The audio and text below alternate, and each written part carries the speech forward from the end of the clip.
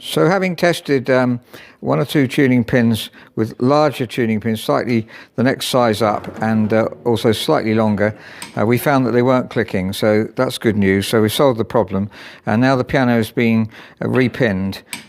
This is Stephen Roberts repinning the piano, and he's very used to doing this. He's worked out a system which is obviously as good as possible to do a perfect job, and also doesn't take too long to do. So let's watch some of this. He's taking out the tuning pins here and ready for repinning. I think you do a row of them, is that correct, Stephen? You do three? Yes, do three. So there's three strings for three pins for each string, so you do a row of them and wind them out, as you can see, and once they're all three wound out, and then we can put three new pins in.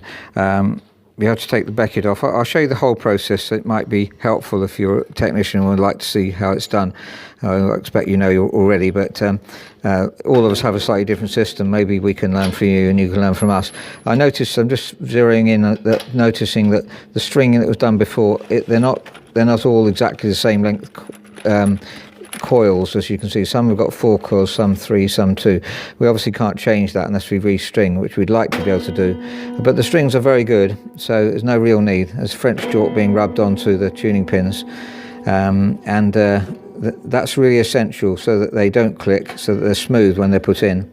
And now the pins are hammered in. If this is a grand piano, by the way, you will need to support the tuning block because you could crack the frame. It's not the case on uprights, you don't have a problem with that, but on grand pianos you need to support the frame before you hammer in, otherwise it's a danger of cracking.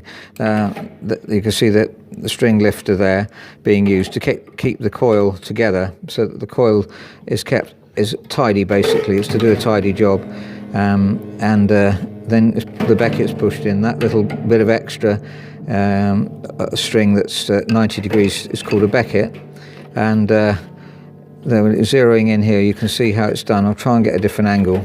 So here it is from a different angle, and you can see that again the Beckett's being lifted up. Sorry, this isn't really a better angle, I don't think, but let me go over here, see how it works. That's possibly whatever I do, the hand's obviously got to move. Let's go around the side there. I don't know if you can see very much, but if you're a tuner and you've done plenty of this, it's pretty obvious, and that you probably do it exactly the same as what we do. So we perhaps leave the pins slightly further out, and then they can be knocked in so that they're all exactly level with each other. And also the strings, they need to just be touching the felt, the bearing cloth there. Just be touching the bearing cloth, not too far in. You don't want to be too far in. Just touching the bearing cloth is ideal. Just watch a bit more of the process. There we are, pulling up on the coil lifter and getting the coils as tight as possible so they look nice. Basically, you can unwind with the tuning lever first, and then once they get a bit looser you can unwind with the T-lever. Sorry, just pulling the Becketts out, and then we can take the tuning pin out.